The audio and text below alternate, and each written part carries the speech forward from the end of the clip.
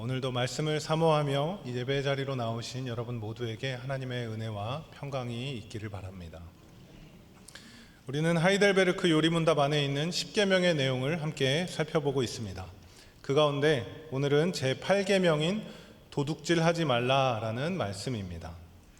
오늘 제가 여러분과 같이 생각해 보고 싶은 내용은 하나님께서 도둑질하지 말라라는 이 명령을 우리 신자들에게 하신 것이 과연 무슨 의미인가 하는 것입니다. 오늘 설교 제목으로 표현하자면 도둑질과 믿음이 어떤 관계인가 하는 것이죠. 조금 덧붙여서 설명하면 세상에서 말하는 도둑질하지 말라 하는 것과 성경에서 10계명에서 말하는 도둑질하지 말라는 것과 무슨 차이가 있는가, 무엇이 다른가 하는 것을 한번 생각해 보자는 것입니다. 여러분은 도둑질 해보신 적 있으십니까? 네, 저는 어렸을 때 도둑질을 많이는 못 해보고 몇 번 해본 경험이 있습니다. 네, 제가 중학교 때 저희 동네 큰 문구점에서 문구류를 이렇게 훔치는 것이 저희 학생들 사이에서 굉장히 유행을 했었습니다. 그래서 이제 친한 친구가 이제 나는 문구를 훔치러 갈 건데 너도 같이 가겠느냐 해서 고민을 하다가 친하니까 이제 같이 따라갔습니다. 그래서 친구가 먼저 가서 이렇게 훔치고 저도 이제 따라서 주변을 살피고 물건을 짚고 주머니에 넣는 순간 무슨 일이 벌어졌을까요? 네, 뒤에서 어떤 남자분이 제 뒷목을 잡고 저를 끌고 갔습니다. 문구점 안쪽으로 끌고 가서 부모님 소환하라고 그러고 집에 전화하고 뭐 이렇게 난리가 났었습니다. 너무 이렇게 티가 나게 이렇게 훔친 거죠. 네, 훔치려면 좀 티 안 나게 잘 훔쳤어야 됐는데 그러지 못했습니다. 또 한 번은 저희 동네 구멍가게에서 지금도 이제 편의점 같은 데 가면 아이스크림은 이제 밖에 있잖아요. 네, 그래서 제가 그 동네 구멍가게에서 아이스크림을 훔치다가 어떻게 됐을까요? 네, 또 걸렸습니다. 그래서 저를 이렇게 뭐야 이렇게 막 불러가지고 제가 뒤도 안 돌아보고 불이 나게 이렇게 도망갔던 경험이 있습니다. 네, 목사가 이렇게 훔친 얘기하니까 다들 이렇게 눈이 동글동글해지시네요. 네, 제가 그 도둑질을 많이 못 해보고 몇 번만 해본 이유가 있습니다. 왜 그럴까요? 제가 하는 족족 다 걸렸기 때문에 그렇습니다. 제가 그때 깨달았습니다. 도둑질이라는 것이 나쁜 짓이기 때문에 해서도 안 되지만 나는 도둑질하는 것에 뭐가 없을까요? 네, 소질이 없었습니다. 소질이 없구나, 재능이 없구나를 그때 깨달았습니다. 도둑질을 제가 잘 못한다는 거죠. 그래서 나는 도둑질하면 안 되겠구나를 다짐을 했습니다. 왜냐하면 소질이 없었기 때문에. 그 뒤로 저는 더 이상 도둑질에 시도조차 하지 않게 되었습니다. 나중에 제가 믿음을 갖고 나서 도둑질에 소질이 없는 것이 하나님의 큰 축복이구나라는 것을 제가 믿음으로 고백하게 되었습니다. 근데 제가 앞에 나와서 저의 죄만 이렇게 고백해서 그렇지 이 자리에 계신 여러분들도 저와 크게 다르지 않을 거라고 생각합니다. 저만 나쁜 사람 아니잖아요, 그렇죠? 네, 여러분도 다 예전에 회수권 10장으로 11장 만들어서 쓰고 다 그런 거 다 해보셨잖아요, 그렇죠? 네, 우리가 철이 없을 때에는 이런 짓도 해보고 저런 짓도 해보지만 커서 성인이 되어서는 대부분의 평범한 사람들은 도둑질이라는 것을 잘 하지 않고 살아갑니다. 여러분께 질문을 한번 해보겠습니다. 여러분 중에 혹시 현재 도둑질로 생계를 유지하시는 분이 계십니까? 없으시죠? 네. 아니면 직업이 도둑이 아니더라도 간간히 취미로든지 아니면 어떤 이유로든지 도둑질을 하시는 분이 계십니까? 아마 없으실 겁니다. 있으셔도 아니라고 하실 겁니다. 그런데 바로 이 부분이 사실 우리가 도둑질하지 말라라는 이 계명의 큰 교훈을 얻지 못하는 이유라고 생각합니다. 10계명에서 내 부모를 공경하라 이 정도까지는 우리가 어느 정도 마음에 찔림이 있지만 그것도 뭐 부모님 돌아가시면 해당 사항 없는 것처럼 들리고 살인하지 말라, 간음하지 말라, 도둑질하지 말라 이런 계명들은 당장 나와는 상관이 없는 계명처럼 보입니다. 우리가 무슨 살인을 하거나 간음을 하거나 도둑질하는 일이 내 삶에 없기 때문에 크게 와닿지 않고 넘어간다는 것이죠. 그렇게 생각하는 이유는 우리가 이 도둑질하지 말라를 단순히 남의 물건을 훔치지 말라라는 것으로, 다시 말해서 도덕적 윤리적 차원으로만 십계명을 이해하려고 하기 때문입니다. 세상에서도 도덕 윤리적 차원에서 도둑질하지 말 것을 말하고 있고, 사회법 또 국가 헌법으로도 도둑질하는 것을 금지하고 도둑질을 할 경우에 처벌을 하고 있는데, 하나님은 왜 이 도둑질하지 말라는 것을 십계명 안에 두셔서 교회 안에서 또 신자들에게 가르치고 지키도록 하셨겠습니까? 우리가 지금까지 계속 십계명의 말씀을 배워온 것처럼 십계명에서 우리에게 가르쳐주고 지적하고 또 교훈하고 있는 것은 우리 삶의 겉으로 나타나는 현상과 그 행위만을 다루고 있는 것이 아닙니다. 십계명은 그보다 훨씬 깊고 근원적이고 영적인 우리의 내면의 문제, 인간의 본성을 다루고 있습니다. 그것이 바로 인간의 죄의 문제라는 것이죠. 이 죄에 대해서 세상이 말하는 죄와 기독교가 말하는 죄의 개념이 다릅니다. 세상에서 말하는 죄의 기준은 눈에 보이는 현상의 그 기준이 있습니다. 사람들에게서 나타나는 어떤 특정한 모습을 가지고 그것이 죄냐 아니냐를 판단합니다. 물건을 훔쳤냐 안 훔쳤냐, 그것이 절도죄를 판가름하는 기준이 된다는 것이죠. 그러나 성경에서 말하는 죄의 기준은 세상의 기준과는 다릅니다. 성경에서 말하는 죄의 기준은 무엇입니까? 바로 하나님과의 관계, 하나님과의 관계에 그것이 죄의 기준입니다. 하나님과 분리되어 있는 인간의 상태를 가리켜서 성경은 죄의 상태에 있다라고 말을 합니다. 십계명은 단순한 인간 삶에 나타나는 죄의 현상뿐만 아니라 인간의 죄된 본성의 문제를 다루고 있다는 것입니다.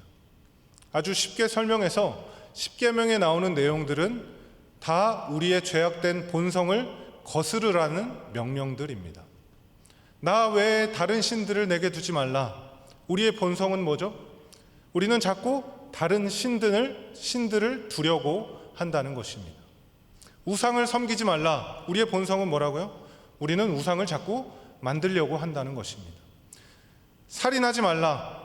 다른 사람을 죽이는 것의 그 출발점인 미움이 우리 안에 있음을 말해주고 있다는 것입니다. 간음하지 말라. 음란함이 우리 안에 있다고 이야기하고 있는 것입니다. 그렇다면 제8계명은 뭐죠? 도둑질하지 말라. 이것은 우리에게 이렇게 이야기하는 것입니다. 너희는 너희의 이기심과 너희의 탐욕과 너희의 불만족을 위해서라면 언제라도 도둑질을 할 준비가 되어 있는 자들이다. 이렇게 우리의 죄성을 지적해 주고 있는 것입니다. 바로 이것이 하이델베르크 요리문답 110문에 나와 있는데요. 제가 110문의 질문을 읽으면 여러분이 답을 읽어주시기 바랍니다. 110문입니다. 제8계명에서 하나님께서 금하신 것은 무엇입니까? 하나님께서는 국가가 법으로 처벌하는 도둑질과 강도질만을 금한 것이 아니고 이웃의 소유를 자기의 것으로 삼으려고 시도하는 모든 속임수와 관계를 도둑질이라고 말씀하십니다. 이런 것들은 폭력으로 혹은 합법성을 가장하고서 일어날 수 있는데 곧 거짓 저울이나 자나 돼, 부정품, 위조화폐와 고리대금과 같은 일, 기타 하나님께서 금하신 일들입니다. 하나님께서는 또한 모든 탐욕을 금하시고 그의 선물들이 조금이라도 잘못 사용되거나 낭비되는 것을 금하십니다. 네, 하이델베르크 요리문답 오늘 내용에서는 여러분이 받으신 자료에서 보시는 바와 같이 110문과 111문 두 개의 문답에서 제8계명인 도둑질하지 말라를 다루고 있습니다.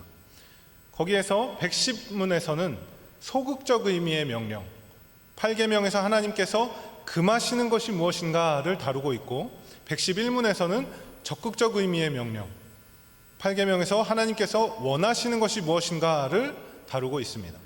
벌써 이렇게 단순한 물건을 훔치는 것을 넘어서 도둑질하지 말라의 의미가 확장되는 것을 우리가 볼 수 있습니다. 먼저 방금 읽은 하이델베르크 요리문답 110문에서는 도둑질하지 말라의 그 10계명의 의미를 보다 폭넓고 깊게 풀어서 우리에게 설명해 주고 있습니다. 세상에서는 실제적인 도둑질과 강도질만을 법으로 처벌하지만 하나님의 법은 그걸로만 끝나지 않고 도둑질을 위한 속임수와 간사한 계략, 구체적인 계획들, 치밀한 작전들, 그런 모든 것들을 하도록 만드는 인간의 탐욕까지도 말하고 있습니다. 백신문에 보면 거짓 저울이나 자나 돼, 부정품 위조 화폐와 고리대금과 같은 일, 이것을 도둑질의 어떤 사례들로 이 정도를 설명하고 있는데, 시대가 갈수록, 과학기술이 발전할수록, 현대사회가 되어갈수록 이 죄악의 형태는 더욱더 교묘하고 교활하게 변해가는 것 같습니다. 어떤 거액의 공금을 횡령하거나 사람들이 눈치채지 못하게 내가 이익을 취하기 위해서 아주 고도의 치밀한 전략과 기술이 사용되는 것을 우리가 보게 됩니다. 이런 일들을 우리가 뉴스에서도 보기도 하지만 실제로 우리의 삶 가운데 이런 속임수에 당해서 우리 중 누군가는 큰 손해를 입기도 하고 큰 어려움에 처하기도 합니다. 세상의 법은 죄의 현상, 죄가 나타난 결과만을 다루고 있는 데 비해 하나님의 법은 근원적이고 내면적이고 또 영적인 문제인 우리 마음속에 있는 인간의 본능적 죄의 문제를 도둑질하지 말라는 이 계명을 통해서 우리에게 지적을 하고 있다는 것입니다. 도둑질을 하는 본능적 죄의 문제, 우리 마음의 문제가 바로 탐욕이라는 것이죠. 이 탐욕은 어느 누구에게나 다 가지고 있는 것이고, 자신이 원하는 대로 일이 이루어지지 않으면 다른 사람의 것을 빼앗고 손해를 입혀서라도 자신의 원하는 바를 이루고자 하는 것이 우리 인간의 죄악된 모습이라는 것입니다. 그런데 이 도둑질의 개념을 하이델베르크 요리문답 백신문에서는 어디까지 확장을 시키냐면, 백신문의 마지막을 보면 이런 표현이 나옵니다. 그의 선물들이 조금이라도 잘못 사용되거나 낭비되는 것을 금하십니다. 여기 보면 그의 선물들이라는 것은 하나님께서 우리에게 주신 것들을 말합니다. 돈이나 물질이나 시간이나 건강이나 재능과 같은 것들을 잘못 사용하거나 낭비하는 것도 도둑질하지 말라에서 우리에게 명령하시는 것이라는 겁니다. 이 기준에서 본다면 도둑질하지 말라라는 계명은 우리가 실제로 도둑질을 안 했다고 해서, 남의 물건을 훔치지 않았다고 해서 내가 그것을 온전히 지켰다라고 말할 수 없는 것이 되어버립니다. 그래서 이 내용을 긍정적으로 우리가 바꾼다면 우리는 신자로서 하나님께서 우리에게 주신 도둑질하지 말라는 규례를 지키기 위해 우리에게 주어진 것들을 잘못 사용하지 않고 낭비하지 않고 주어진 뜻에 따라 선하게 사용할 의무가 있습니다.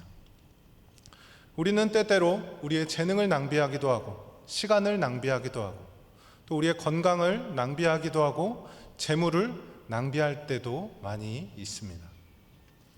그럴 때 우리는 이 도둑질하지 말라라는 계명을 통해 하나님이 우리에게 주신 것들을 내가 선하게 잘 사용하고 있는지를 점검해 보아야 합니다. 여기서 우리는 청지기적인 삶에 대해서 한번 생각해 볼 필요가 있습니다. 청지기란 주인이 자신의 물건들을 맡기고 잘 보관하도록 세운 사람을 청지기라고 합니다. 우리는 모두 다 청지기입니다. 우리는 하나님의 청지기들입니다.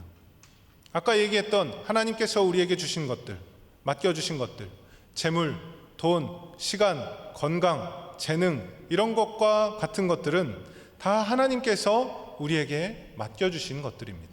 이런 것들을 낭비하지 않고 아름답게 우리가 이 땅을 살아가면서 잘 사용하도록 맡겨주신 것입니다. 우리는 우리가 가진 모든 것들이 하나님께로부터 왔음을 믿음으로 고백하며 하나님이 우리에게 주신 것들을 아름답게 사용하려고 하는 그런 노력들이 우리 삶에 나타나야만 합니다.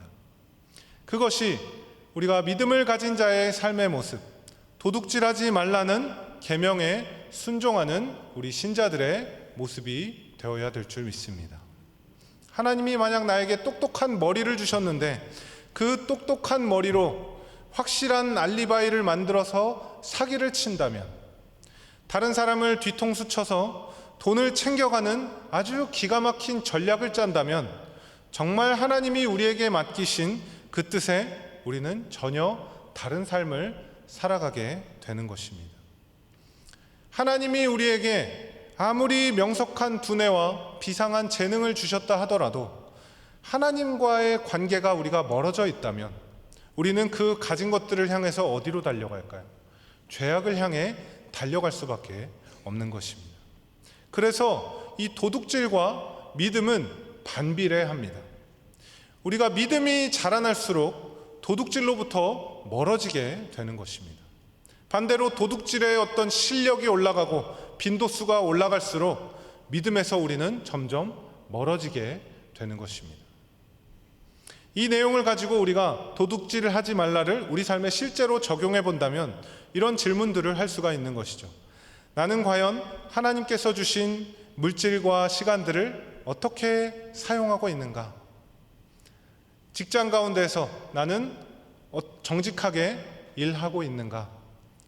하나님께서 주신 재능과 자원을 나 자신만을 위해서 사용하고 있지는 않는가? 이런 것들을 우리가 점검해 볼 수가 있습니다. 결국 하나님이 우리에게 주신 것을 잘 사용하고 낭비하지 않는 길이 무엇일까요? 그것은 바로 다른 사람을 위해 우리에게 주어진 것을 사용하는 것입니다. 바로 이 내용이 하이델베르크 요리문답 111문에 나와 있는데요. 하나님께서 8계명을 통해 우리에게 원하시는 것이 무엇인지 111문을 통해 살펴보겠습니다. 제가 질문을 읽으면 여러분이 답을 해주시기 바랍니다. 111문입니다. 이 계명에서 하나님께서 원하시는 것은 무엇입니까? 내가 할 수 있고 해도 좋을 경우에는 나의 이웃의 유익을 증진시키며 내가 남에게 대접을 받고 싶은 대로 이웃에게 행하고 더 나아가 어려운 가운데 있는 가난한 사람을 도울 수 있도록 성실하게 일해야 합니다.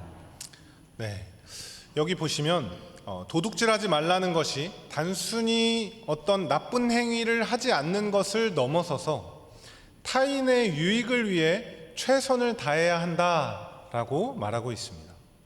타인의 유익을 증진시키고 내가 남에게 대접받고 싶은 대로 이웃에게 선하게 행하고 가난한 사람을 도울 수 있도록 성실하게 일해야 한다라고 말을 하고 있습니다. 사실 우리가 도둑질에 대한 문제도 그 죄의 근원을 파고 들어가 보면 결국 모든 죄의 근원과 마찬가지로 자기중심성이 그 마음에 있습니다. 이기심과 탐욕, 나 자신만을 생각하려는 마음, 자기의 욕망을 채우려는 마음으로부터 모든 죄악이 출발하게 되어 있습니다. 그렇게 살아가다 보면 다른 사람이 어떻게 되든 말든 나만 잘 먹고 잘 살면 된다는 생각으로 나의 편의를 위해서 타인이 겪게 되는 피해와 불편함, 어려움 등은 별로 신경 쓰지 않게 되는 것이죠. 이러한 부분에 있어서 우리는 신자로서 민감하게 반응해야 될 줄로 믿습니다. 이기심이 얼마나 무서운 것인지, 이기심이 얼마나 우리 사회와 공동체와 내 자아를 무너뜨리는 일인지 우리가 경각심을 가져야만 합니다. 요즘은 자기 자신만 챙기려는 그런 마음뿐 아니라 자기가 속한 영역만 챙기려는 그런 마음도 굉장히 심하게 느껴집니다.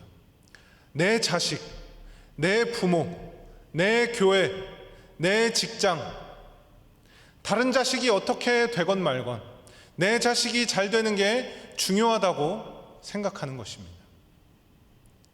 언제부턴가 여러분 이렇게 공공기관 같은 데 전화를 해보면 이런 멘트가 나오죠. 지금 응대하는 사람은 누군가의 소중한 가족입니다. 산업안전보건법상 고객 응대 근로자에 대한 보호 조치를 취하고 있사오니 이러면서 쭉 이렇게 멘트가 나오죠. 제가 그걸 언제 한번 듣는데 그래 이거 누가 생각했는지 참 잘했다 이런 생각이 들었습니다. 이렇게 하면 조금 그런 어떤 진상 고객들이 좀 줄어들지 않을까 이런 생각도 들었습니다. 근데 그렇게 생각이 들면서도 참 서글픈 마음이 들었습니다. 오죽하면 이렇게까지 해야 했을까라는 생각이 들었던 것이죠. 여러분, 이 이기적인 모습이 교회에서는 어떨까요? 교회라고 예외는 없습니다. 어디나 사람이 있는 곳에는 다 마찬가지입니다. 내 교회, 내 부서, 내 사역, 다른 교회가 어떻게 되든, 주변 지역이 어떻게 되든 우리 교회만 잘 되면 되지. 다른 부서가 어떻게 되든 내 부서만 잘 되면 되지. 내 사역만 잘 되면 되지. 이런 생각들로부터 비롯된 모든 행동들이 다 도둑질이라는 것입니다. 교회가 이기적인 교회가 되는 비결은 정말 쉽습니다. 단 한 사람만 이기적인 모습을 보이면 됩니다. 교역자든 장로님이든 권사님이든 집사님이든 한 사람만 이기적으로 말하고 이기적으로 행동하면 그 이기적인 향기가 퍼져나가게 됩니다. 다른 사람에게 호의를 베풀지 않고, 다른 성도에게 호의를 베풀지 않고 자기 유익만 구하면서 신앙생활하고 그렇게 사역하면, 그러면 대접받고자 하는 대로 다른 사람에게 대접을 한 것이기 때문에 그 사람은 다른 사람으로부터 호의를 받지 못하게 되고, 교회는 점점 이기적이고 삭막한 교회가 되어가는 것입니다. 한 사람만 그렇게 이기적으로 말하고 행동해도 영향력이 큰데, 이기적인 사람이 여럿 있으면 어떻게 될까요? 더 중요한 직분을 맡은 사람이 이기적이 되면 여러분, 교회가 어떻게 될까요? 이기적인 향기의 확산 속도는 훨씬 더 빨라질 것입니다. 여러분, 이 교회는 훈련소입니다. 교회 안에서 자신의 이기심을 죽이고 자신의 유익을 위해 다른 사람의 것을 빼앗지 않으며 도리어 희생과 섬김으로 자신의 것을 내어주고 사랑으로 인내하며 함께 조화를 이루어가는 것을 연습하고 훈련하여 세상에 나가서, 가정에서, 직장에서, 사회에서 그 연습하고 훈련했던 사랑의 모습을 살아내는 것입니다.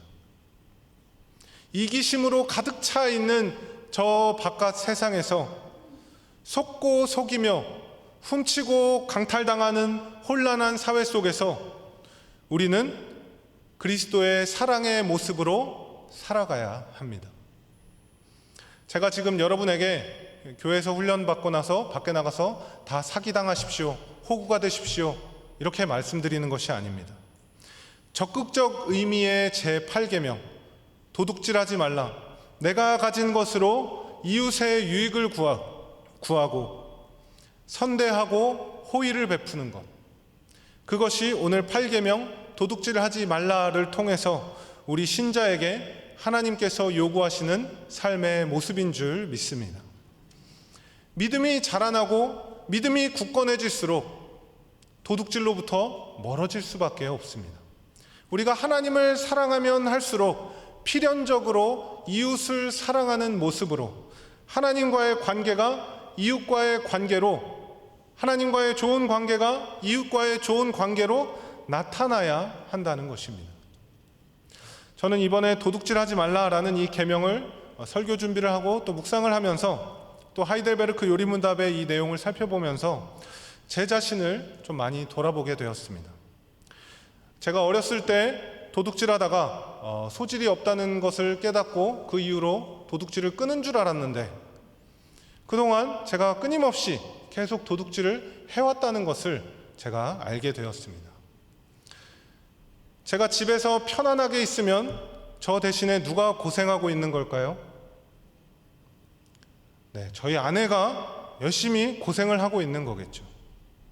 그것이 곧 제가 아내의 편안함을 갈취하고 도둑질하고 있다는 것을 제가 깨달았습니다.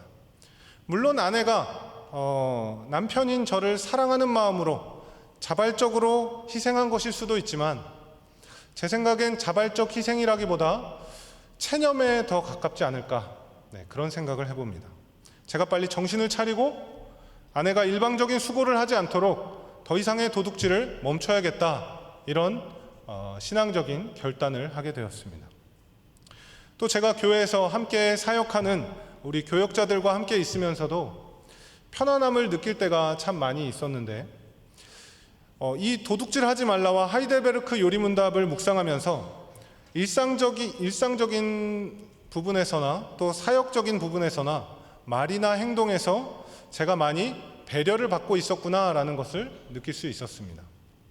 그만큼 다른 교역자분들의 어떤 보이지 않는, 제가 눈치채지 못한 어떤 희생과 섬김이 있었다는 생각에 혹 나도 모르게 다른 사람이 누려야 할 것을 내가 도둑질한 것일 수도 있겠다라는 그런 생각이 들었습니다.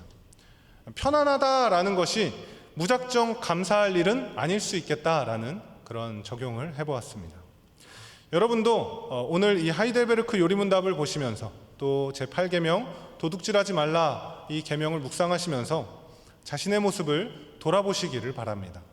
가정에서의 모습, 교회 안에서의 모습, 직장에서의 모습, 내가 단순히 물건을 훔치는 것을 넘어서 다른 사람의 유익을 구하고 있는지, 다른 사람을 위해 기꺼이 희생과 섬김의 모습을 보이고 그렇게 살아가고 있는지, 다른 사람을 위하는 마음으로 성실하게 살아가고 있는지 이렇게 점검을 해보시기를 바랍니다.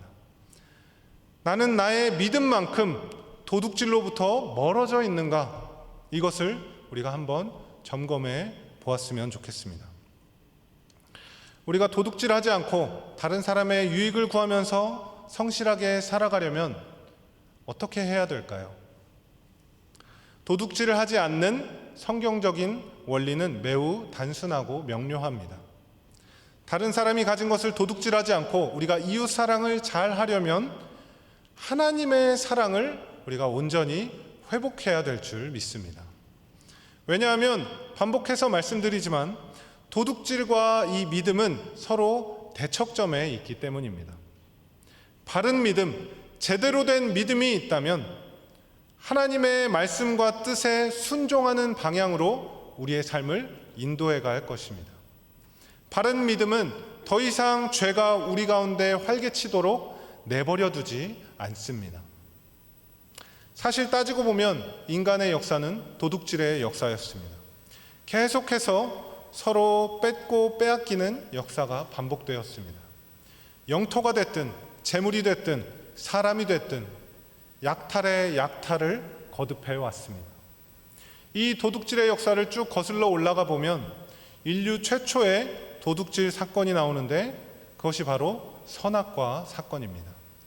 하나님께서 천지를 창조하시고 아담과 하와를 창조하신 후에 그들에게 에덴 동산에 있는 모든 것들을 누리도록 허용하셨으나 동산 중앙에 있는 선악을 알게 하는 나무의 열매는 따먹지 못하도록 하셨습니다. 왜 그렇죠? 그 이유는 선악과를 따먹지 않는 그것이 이 세상에 자신보다 높으신 분, 천지 만물을 창조하시고 주관하시며 다스리시는 분이 계시다는 것을 알려주고 인정하는 그런 상호 간의 약속이었기 때문입니다. 선악과를 따먹지 않는 것은 하나님의 자리에 하나님을 그대로 모셔두겠다고 하는 신앙 고백이었던 것이죠. 그러나 아담과 하와는 하나님과 같이 될 것이라고 하는 뱀의 유혹에 휘말려서 그 선악과를 따먹음으로써 하나님의 자리를 도둑질하여 자신들이 그 자리를 차지하게 되었습니다. 이 사건으로 인해 죄가 세상에 들어오고 인간 세상에는 내 소유가 아닌 다른 사람의 것을 인정하고 보호하기보다 빼앗아가려 하는 죄악의 모습이 생겨나게 되었습니다. 결국 우리가 십계명을 지킨다는 것은 이 하나님의 주권, 하나님의 왕되심을 인정하는 것으로부터 출발해야 합니다. 내 인생의 주인이 나라고 착각하며 하나님의 자리에 앉아서 왕노릇하며 교만하게 살았던 그 모습을 우리가 회개하고 우리가 쓰고 있던 면류관을 벗어서 주님께 돌려드려야만 합니다. 도둑질하지 말라는 것의 가장 중요한 영적인 메시지는 하나님의 것을 도둑질한 우리의 모습을 회개하고 주님께 다시 우리의 삶의 주권을 돌려드리는 일입니다. 그렇게 우리가 주님 앞에 우리 삶의 주권을 내어드릴 때 주님께서 우리의 영혼을 회복시키시고 이기적으로 타인의 것을 빼앗는 도둑질의 삶이 아니라 다른 사람을 위해 자신의 것을 기꺼이 내어주는 희생과 섬김의 삶으로 우리를 인도하실 것을 믿습니다. 주님께서 우리의 믿음을 더욱 자라게 하셔서 죄를 멀리하고 주님 뜻에 더욱 순종하며 살아가는 복된 삶 살아가시기를 주님의 이름으로 축원합니다. 함께 기도하겠습니다. 하나님 아버지, 하나님의 백성들에게 주신 이 십계명의 말씀에 우리가 온전히 순종하고자 합니다. 주님, 우리 삶의 주권을 주님께 내어드리고자 하오니 우리의 삶과 영혼을 주관하여 주시고 도둑질의 삶이 아닌 주님을 온전히 신뢰하는 삶을 살게 하여 주시옵소서. 주님께서 우리에게 맡기신 것들로 다른 사람을 사랑하고 섬기는 복된 삶을 살게 하여 주시옵소서. 예수님의 이름으로 기도드립니다. 아멘.